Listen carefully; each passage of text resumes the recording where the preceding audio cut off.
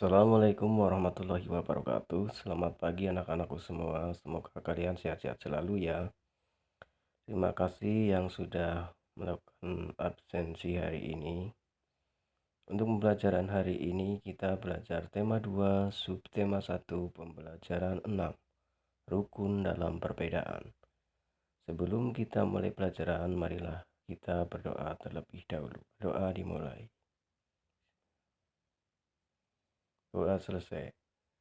Anak-anakku, hari ini kita akan belajar tentang menuliskan informasi penting dalam teks sejarah.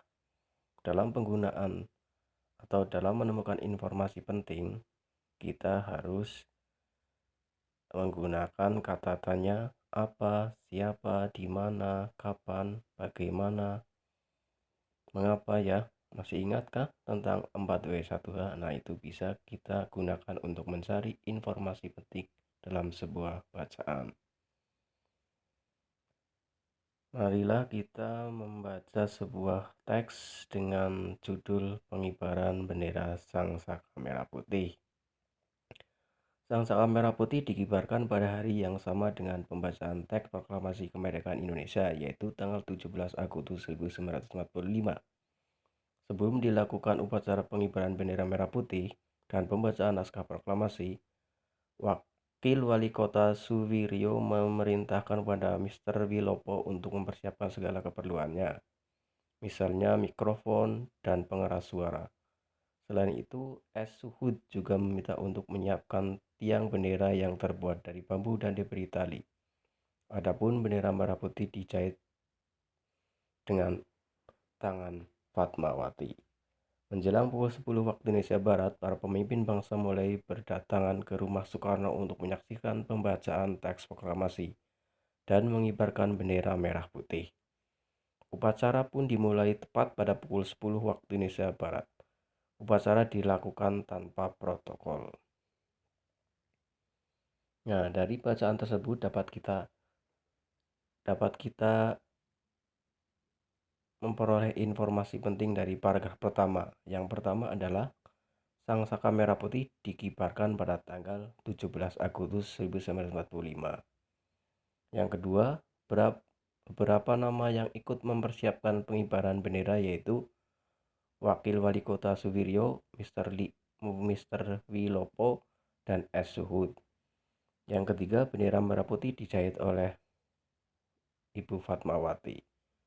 Kemudian informasi penting pada paragraf kedua adalah yang pertama, para pemimpin bangsa berdatangan ke rumah Soekarno menyaksikan pembacaan teks proklamasi dan pengibaran bendera. Yang kedua, upacara bendera dimulai pukul 10 waktu Indonesia Barat tanpa protokol. Itu informasi dari paragraf 1 dan paragraf 2 ya anak-anak. Ya, itu tentang bahasa Indonesia. Kita lanjutkan dengan hal-hal yang ada atau nilai-nilai pelaksanaan nilai persatuan dalam perbedaan di lingkungan masyarakat. Pelaksanaan nilai-nilai persatuan dan perbedaan di dalam masyarakat adalah perbedaan suku bangsa, agama, budaya, serta pendapat di masyarakat menciptakan keberagaman. Keberagaman menjadikan masyarakat kita semakin kaya dan dapat saling belajar. Inilah alasannya mengapa kerukunan penting untuk menciptakan persatuan. Rukun berarti bersedia memahami dan menerima perbedaan di sekitar kita.